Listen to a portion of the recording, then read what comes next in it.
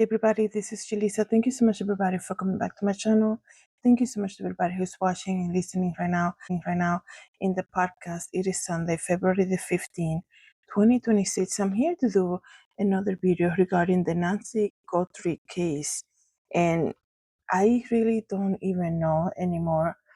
With all the respect, I'm still praying that she's found safe, but I really don't know much of what to make after everything that has been happening. So that's what I'm gonna talk to you guys about. Before I continue, I want to say thank you to everybody who is listening and using Spotify right now to listen to JulissaDesigns podcast. Don't forget to follow me there. Every time I make a new episode, you will get a notification that it really helps me also as a creator. The same thing, thank you so much to everybody who has been watching and listening using YouTube. Thank you guys so much for being here. Don't forget to share, like, and subscribe. And if you want to know more about me, you can just visit the main website, which I usually put it here, which is JulissaDesigns.com. But you guys, Guthrie has been amazing for a long time, I feel like now, especially for this case to be a kidnapping case. Over the weekend, Sunday, so yesterday and Friday night, I was watching a live from another YouTuber. He's very well known. They were camping out basically outside of Nancy's home with all the other press from all over the country, all over the world basically. They were just camping out outside her house, and suddenly there was some type of development happening around 11:30 p.m. I believe. I was watching it live, and you saw like there was like SWAT teams coming in and out, a lot of black SUVs, a lot of movement, I guess you can say. And I was like, okay, so it's going to happen today. They're going to go there. They're going to find her. Some type of neighbor was arrested.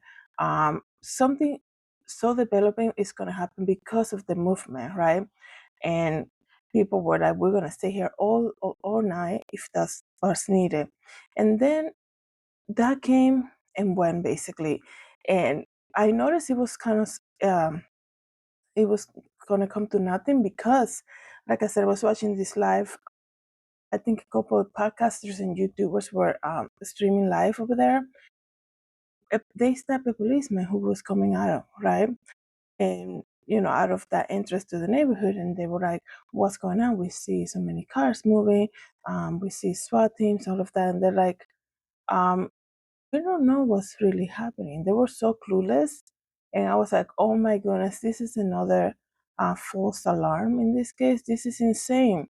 So there's so many questions. It's gotten to the point that, we continue to pray for this 84-year-old woman safe return. That is the main point. But I don't know if we're so conditioned to movies, and when we see kidnapping, where it's basically, and it had happened in real life too. It's basically, this is, we have your whatever, right? Your friend, your family member, your loved one. We have her. This is what we're demanding.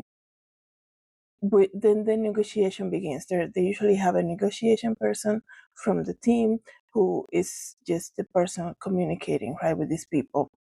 And they come up with the money, like Savannah said in one of the videos that she put out on Instagram. I don't know what day it was. And she said, we will pay, right? And then, the exchange happens and everybody, she gets returned safely. And then the last thing that we will probably see from the family will be like, at this time, we're asking for privacy in this matter, and we're just happy that mom is safely back to us, type of thing. And it hasn't happened. So many ransom notes that have been sent to TMC. I think by now it's already 3 of them.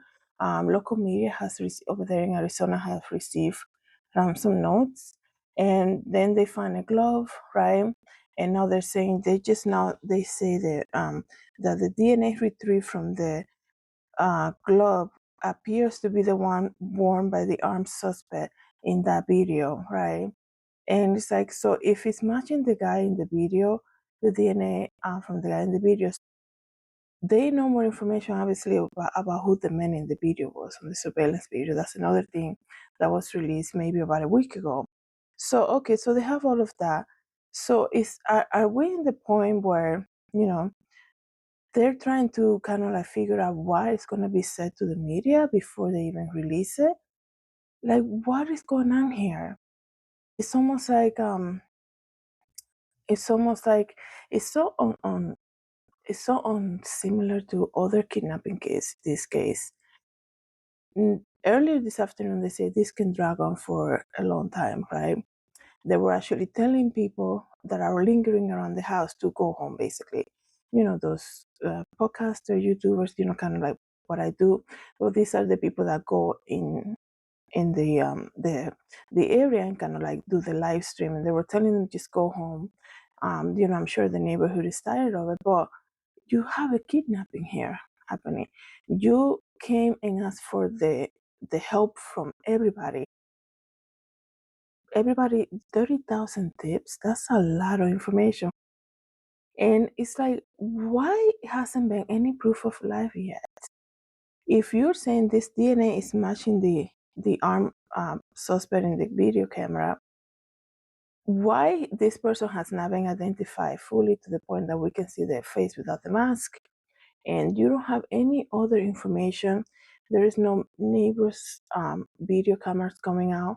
And last week I was saying, maybe they shouldn't be releasing all of this and making them angry because she hasn't been, Nancy hasn't been uh, brought back to her house yet, to her loved one. So why all of this is being released now? So it's just all very strange, and I'm sure a lot of people uh, have similar thoughts about this when it comes to that.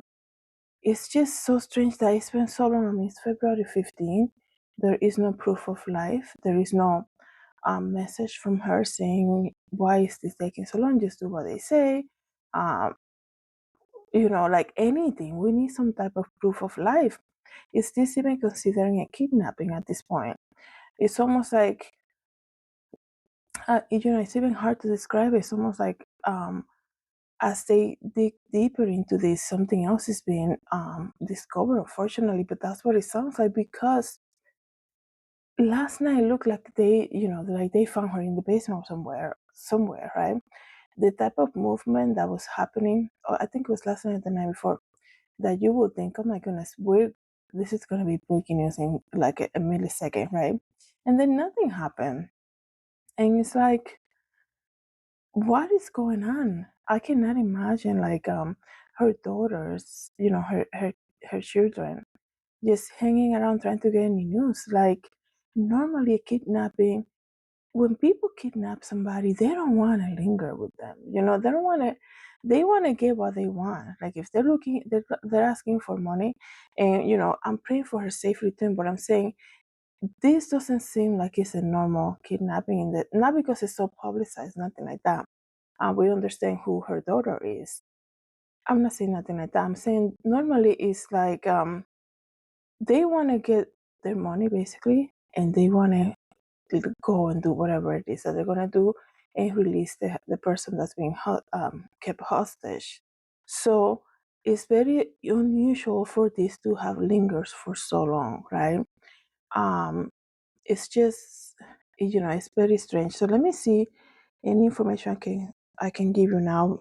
Additional, a glove with DNA found near Nancy Guthrie's home has seemingly been tied to the suspect pictured in the surveillance video released to the press. The recovered glove appeared to match the gloves worn by the armed individual previously released by authorities. And they say the surveillance video refers to the footage of a masked and armed person appearing to tamper with the camera at Nancy's front door on the morning of her kidnapping, which the FBI and the Pima County Sheriff's Department joint released on February the 10th. 5 days ago, they released that video footage. And, you have people investigating where the backpack came from, where that jacket came from, and how can they not have? I mean, I wonder, like, normally, I don't know, like, this case is just normally in a kidnapping case, you can actually see the person who is doing the negotiation, who is communicating with the kidnappers. who is saying, we need proof of life. I'm going to talk to them. I was talking to them, for how long, how long it was. And this is what we came up with. This is going to be the plan. And then now they're demanding that they want to speak to Savannah, anything like that, right? That hasn't happened because I think by now we would have known. It's taking so long and it's just so strange, right? So that video camera was released five like I said 5 days ago. The glove the FBI didn't open a match with the video suspect that was recovered in the field. They also mentioned that several gloves had been found during the investigation, and Shetan reports that a glove was recovered inside her house or property. Let me see what people are saying in the comments. Now the reward for her safe return is up to, or any information is up to, $100,000.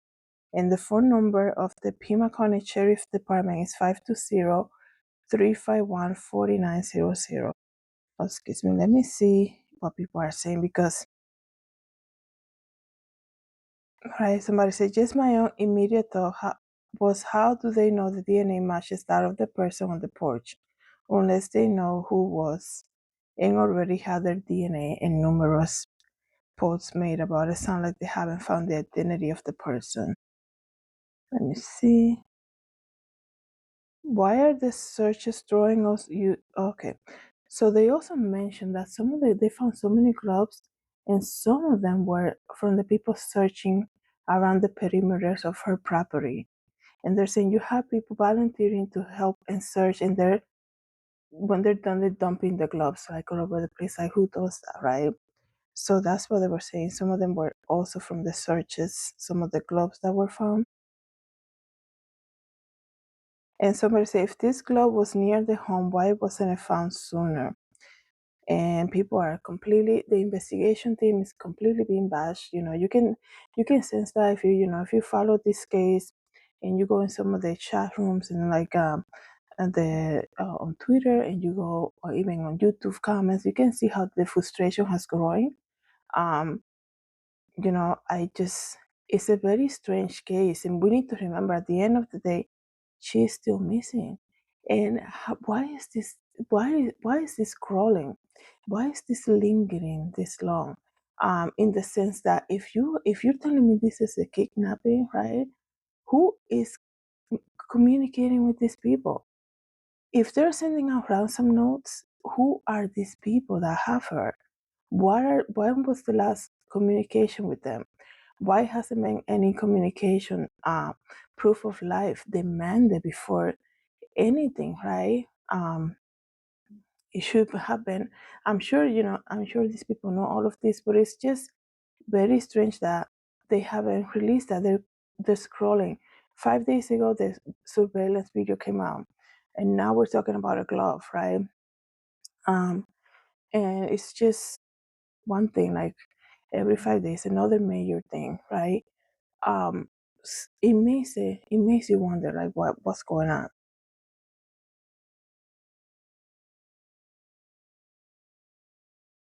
And then somebody's demanding lie detector tests from, I guess, from the people that were around her, I guess. Some people say, do you think they're really doing everything they can?